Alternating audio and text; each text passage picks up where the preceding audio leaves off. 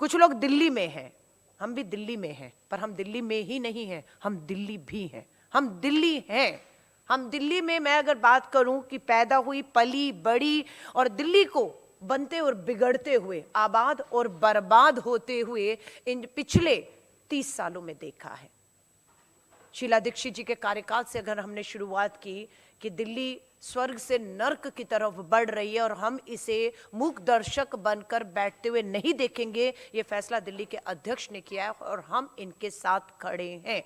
मैं अगर एक महिला के तौर पर भारत की राजधानी को आकलन करूं सुरक्षा के, तो दिल्ली की मुख्यमंत्री के साथ थप्पड़ कांड हो जाता है उन्हीं के आवास में। ये कोई छोटी घटना थी कि भारत की राजधानी दिल्ली की महिला मुख्यमंत्री, पुलिस प्रशासन, सरकार, सुरक्षा, गृह मंत्री अमित शाह जी, थप्पड़ कांड हो जाता है। हिम्मत आप सोच सकते हैं।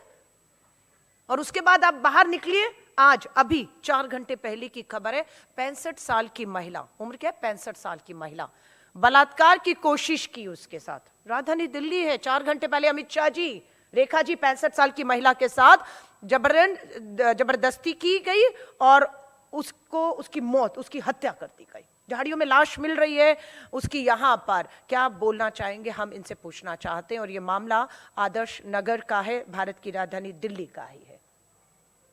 महिला का पीछा किया जा रहा है, महिला असुरक्षित है, महिला को हमला किया गया, उसकी हत्या कर दी गई। कोई सीसीटीवी कैमरा देखने वाला नहीं, कोई तुरंत घटना पे आकर उसे बचाने वाला नहीं है। वहां लाइट का अभाव था कि अंधेरे का फायदा उठा के सीसीटीवी कैमरा ना होने की वजह से एक अपराधी, और ये अपराधी ने पहली बार अपराध नहीं किया। पुलिस ने जो जांच में पाया, पकड़ा तो पता लगा ये गुजरात के भरूच में नाबालिग बेटियों के अपराध में पहले ही दोषी है। थप्पड़ कांड में मुख्यमंत्री के ऊपर हमला करने वाला भी गुजरात से दिल्ली का सफर करता है और यहां वाला भी भरूच से नाबालिग बेटियों के अपराध में दोषी है, यहां आकर इतना बड़ा कांड कर लेता है।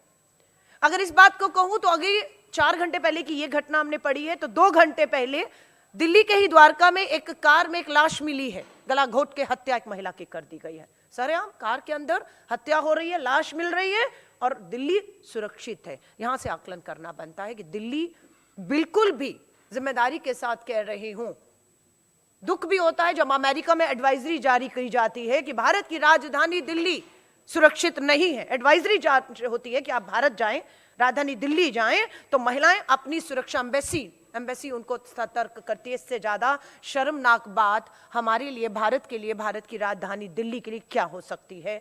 और मैं बहुत से महिला अध्यक्ष हूँ, बहुत से लोगों से मिलती हूँ, खासतौर से जो हमारी विदेशी हमारे पर्यटन महिलाएं हैं, वो जब दिल्ली में घूमती है तो अपने आप को बहुत असुरक्षित महसूस करती है और अपने साथ हुए अनुभवों को भी वो शेयर करती हैं कि किस तरह से उनसे छेड़खानी करने की कोशिश की गई है और उसके सबूत मांगे जाते हैं, लेकिन सीसीटीवी कैमरा में उसके सबूत नहीं मिलते हैं। ये सुरक्षा की बात है। अमित शाह जी का भाषण चलाना चाहिए था। दिवाली आएगी तो 500 रुपए का सिलेंडर, दिवाली गई, होली गई, ये लालच, ये धोखा, ये झूठ। और फिर अमित शाह जी कहेंगे वो तो चुनावी जुमले होते हैं, बोल दिया था, देना थोड़ी ना होता था। तो इसको इतने हल्के में दिल्ली की महिलाएं नहीं लेंगी। दिल्ली की महिला सड़कों पर उतरी हुई हैं और मजबूती से उतरेंगी। और अमित शाह जी अब किसी और का नहीं, दिल्ली की मुख्यमंत्री और गृह मंत्री आपके किए गए वायदों का ही घेराव करेंगी कि कहां है वो 2500 रुपया जो आपने वायदा किया था, कहां है। 8 मार्च प्रधानमंत्री नरेंद्र मोदी जी ने कहा था, 8 मार्च अंतर्राष्ट्रीय महिला दिवस वाले दिन 2500 रुपया आएगा। आप इतनी आसानी से धोखा देकर बचकर निकल नहीं सकते हैं। दिल्ली अपराध की राजधानी है। हवाओं की बात करें तो चीफ जस्टिस ऑफ इंडिया 1 घंटे घूमने के लिए निकलते हैं और बयान देते हैं कि 1 घंटा वो बाहर इस जहरीली हवा में घूमे और उनकी तबीयत खराब हो गई। मुख्य न्यायाधीश, कीजिए कुछ, कीजिए कुछ। ये राजधानी दिल्ली हर बार गैस चैम्बर बनती है, हर बार लोग अदालतों की तरफ जाते हैं। एक मासूम बच्चे का वीडियो बिल्कुल दिल दहलाने वाला है कि वो दिल्ली आया और दिल्ली आने के बाद जो है वो बिल्कुल दिल्ली में बीमार पड़ जाता है और एम्स में वो बच्चा ऑपरेशन सर्जरियों से गुजर रहा है। ये बच्चे का दोषी अपराधी कोई और नहीं, दिल्ली की भाजपा सरकार, केंद्र शासित सरकार, ये है इस बच्चे की अपराधी है। कटघरे में आप भी खड़े होंगे। हवाएं अगर जहरीली हैं तो अब तो कोई बहाना नहीं है, अब तो कोई बहाना नहीं है। अब 4 टायर डबल इंजन की सरकार कहते थे, अब केंद्र में सरकार भाजपा की, एलजी भाजपा का, मुख्यमंत्री भाजपा का, एमसीडी में भाजपा, पूरी तरह से अब बहानेबाजियां नहीं होनी चाहिए। और आम आदमी पार्टी ने 10 साल कम नहीं थे, अब आज दिल्ली को बर्बाद करने का काम आम आदमी पार्टी ने किया। इसीलिए हम लोगों ने उनका साथ छोड़ा, दिल्ली के लिए साथ छोड़ा, दिल्ली के भविष्य के लिए हमने अपनी सत्ता, अपनी विधायकी छोड़ी और एक संघर्ष का रास्ता चुना कि दिल्ली संघर्ष के रास्ते से वापस हम अपने एक बेहतर जो तस्वीर है उसमें लाएंगे।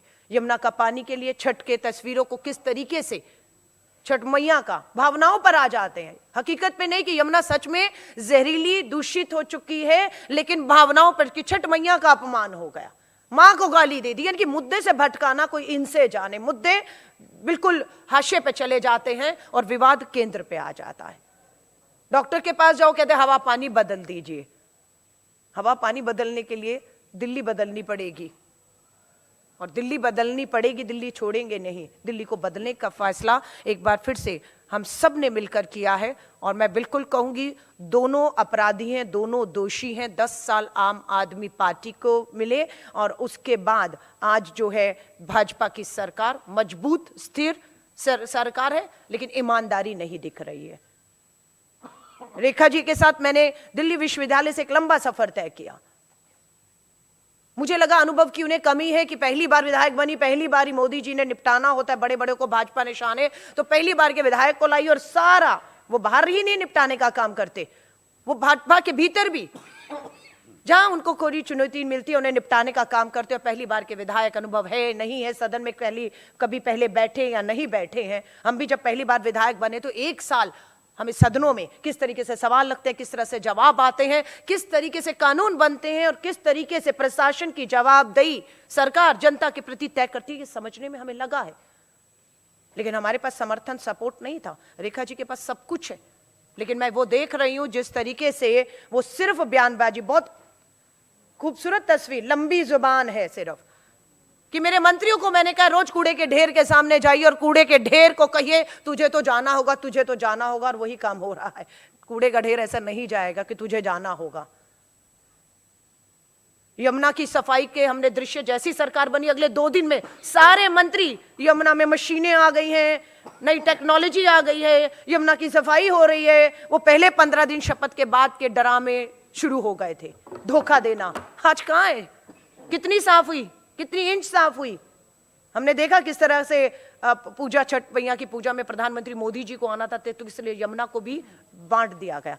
हवा दूषित, पानी जहरीला, आपकी अपराध की राजधानी बन चुकी है। ये धोखे वाली सरकार है।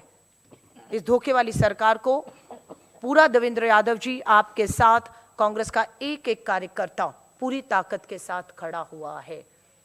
मैं इस बात को महसूस करती हूँ देवेंद्र जी, हम लोग, मैं वैसी एक चर्चा आपसे कर रही हूँ, हम लोग अभी इंदिरा भवन में केसी वेणुगोपाल जी ने 14 तारीख को जो रामलीला मैदान में वोट चोरी को लेकर देश भर का एक बहुत बड़ा आंदोलन हो रहा है, देश के लाखों लोग आ रहे हैं, उसमें दिल्ली पर भी हमारी चर्चा हुई और इसकी तारीफ हुई कि दिल्ली प्रदेश कांग्रेस आपकी अध्यक्षता में बिल्कुल दिल्ली के मुद्दों को मजबूती से उठा रही है। लेकिन फिर हुआ, बज नहीं है, माहौल नहीं बन रहा है। ये कौन लोग हैं जो माहौल नहीं बनने देना चाहते? ये कौन लोग हैं?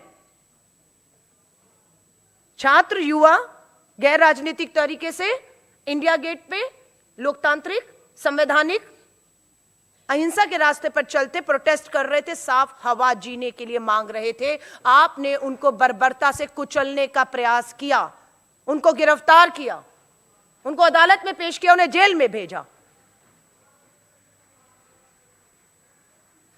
आज हम लोगों ने तय कर लिया देवेंद्र यादव जी, हम दिल्ली की इस सरकार को, भाजपा की सरकार को आराम से बैठने नहीं देंगे और आम आदमी पार्टी और भाजपा की जो तालमेल है, जो खेल है कि कांग्रेस को किसी तरह बाहर रखिएगा वरना आप और हमारे लिए मुसीबत हो जाएगी, ये हम होने नहीं देंगे।